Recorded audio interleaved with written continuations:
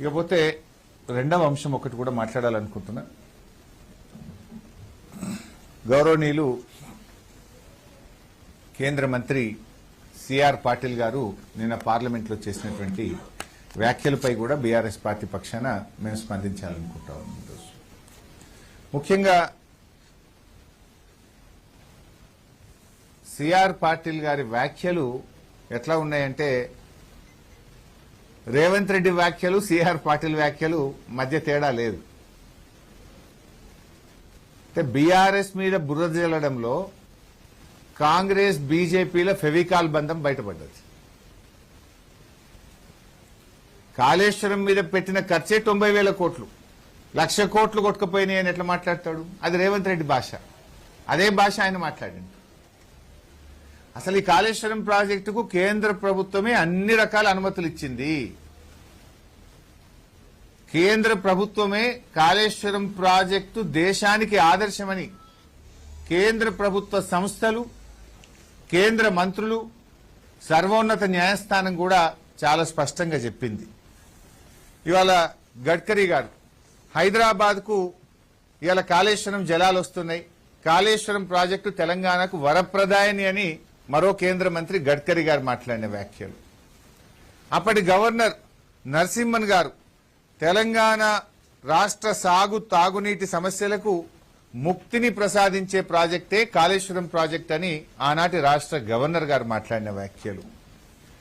ఈనాటి మంత్రి కోమటిరెడ్డి వెంకటరెడ్డి గారు దేశ చరిత్రలోనే కాళేశ్వరం లాంటి గొప్ప ప్రాజెక్టు లేదని ఈనాటి మంత్రి కోమటిరెడ్డి వెంకటరెడ్డి గారు మాట్లాడిన వ్యాఖ్యలు. మ్యాగ్సెసే అవార్డు గ్రహీత గౌరవనీయులు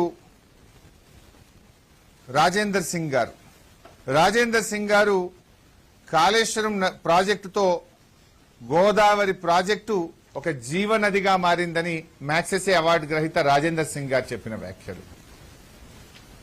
అదేవిధంగా CWC chairman, central water commission chairman Masood Hussain గారు దేశములో ఎక్కడి లేని విధంగా కాళేశ్వరం పనులు జరుగుతా ఉన్నాయి, ప్రాజెక్టు డిజైను, పనుల ప్రణాళికలు చాలా బాగున్నాయని ఆనాటి సిడబ్ల్యూసి చైర్మన్ మసూద్ హుసేన్ గారు ఈ ప్రాజెక్టుకి ఇచ్చిన కితాబ్. పంజాబ్ ముఖ్యమంత్రి గారు భగవత్ సింగ్ మాన్ గారు ఈ కాళేశ్వరం ప్రాజెక్టును విజిట్ చేసి మేము నేర్చుకున్నాం, ఇది అద్భుతం అని చెప్పినటువంటి మాటలు. అమెరికాలోని సొసైటీ ఆఫ్ సివిల్ ఇంజనీర్స్ వారు కాళేశ్వరం ప్రాజెక్టుకు అవార్డు ఇచ్చి ఈ ప్రాజెక్టు పట్ల కితాబునిచ్చినటువంటి మాటలు. సర్వోన్నత న్యాయస్థానం, సుప్రీంకోర్టుకు న్యాయమూర్తులు కూడా కాళేశ్వరం ప్రాజెక్టును ప్రశంసిస్తూ మాట్లాడినటువంటి వ్యాఖ్యలు. ఇట్లా ఎన్నెన్నో ఉన్నాయి. అవి కాదు, నిన్నగాక మొన్న economic survey of India, Bharat సర్కార్, ఇది నాది కాదు, కేంద్ర ప్రభుత్వం, భారత్ సర్కార్, కేంద్ర ప్రభుత్వం ఇదే పార్లమెంట్ సమావేశాల్లో పార్లమెంట్లో టేబుల్ చేసిన ఎకనామిక్ సర్వే రిపోర్ట్ ఇది. ఈ రిపోర్ట్ లో ఏం చెప్పారో కూడా నేను చదివి వినిపిస్తాను. This is a full report. ఇందులో page number 231, in Telangana the cultivated area which stood at 1.31 crore acres in the year 2014, it increased to 2.20 crore acres by the year 2023 due to major flagship programs such as Kaleshwaram lift irrigation project. ఇది నేను చెప్పలే, కేంద్ర ప్రభుత్వం parliament లో పెట్టిన economic survey పుస్తకం. గడ్కరీ గారు చెప్పింది నిజమా?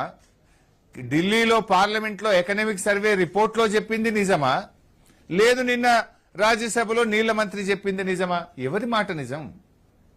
మీరే కదా అద్భుతం, కాళేశ్వరం వల్ల తెలంగాణలో సాగునీటి వసతి రెట్టింపైంది, తెలంగాణలో పంటల ఉత్పత్తి రెట్టింపైందని మీరే కదా చెప్పింది.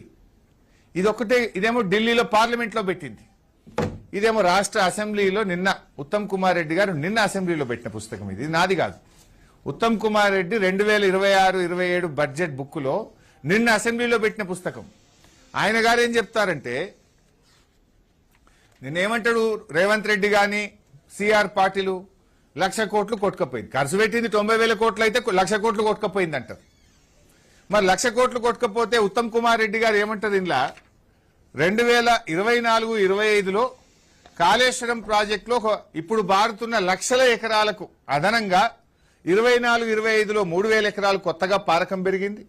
25-26లో 5,000 ఎకరాలు కొత్త ఆయకట్టు సాగులోకి తెచ్చాము అని నీళ్ల మంత్రి ఉత్తమ్ కుమార్ రెడ్డి సభలో పెట్టిన నివేదిక.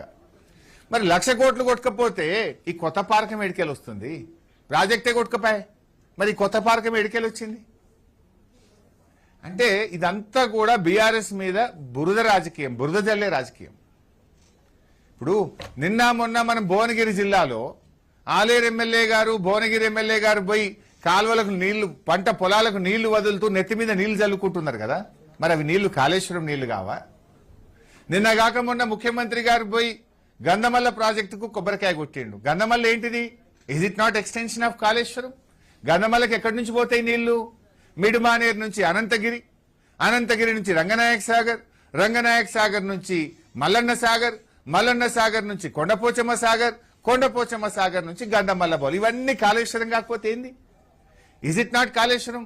ఇవన్నీ లేకపోతే గంధమల్లకు నీళ్ళు వస్తాయా? ఇవన్నీ కాళేశ్వరంలో నిర్మించినాయే కదా. అంటే కాళేశ్వరం ఇంటాక్ట్ ఉంది కనుక, నీళ్లు పారుతున్నాయి కనుక నువ్వు గంధమల్లకు పోయి కొబ్బరికాయ కొట్టినావు నల్లగొండల. నిన్నగాక మొన్న ముఖ్యమంత్రి గారు హైదరాబాద్కు 20 టీఎంసీల నీళ్లు తెస్తున్నా, మూసీలో గోదావరి నీళ్లు పోస్తున్నాను, అవి కాళేశ్వరం నీళ్లు కావా? 8,000 కోట్ల రూపాయలతో ఇప్పుడు పనులు జరుగుతున్నాయి కదా. 1,00,000 కోట్ల కాళేశ్వరం కొట్టకపోతే 8,000 కోట్లతోని నువ్వు నీళ్లకు కాలువలు ఎందుకు తవ్వుతున్నావు? నీళ్లే లేకపోతే, కొట్టుకునే పోతే 8,000 కోట్లతోని మల్లన్న సాగర్ నుంచి హైదరాబాద్ కు కాలువ పనులు ఇప్పుడు ఎందుకు జరుగుతున్నాయి? అది నీ ప్రాజెక్టే లేకపోతే 8,000 కోట్లు ఎవడన్నా మెదడున్నోడు ఖర్చు పెట్టాడా? పనులు చేస్తాడా? అంటే కాళేశ్వరం ఈజ్ ఇంటాక్ట్. కాళేశ్వరంలో నీళ్లున్నాయి. మల్లన్న సాగర్ లో ఈ నిమిషానికి 25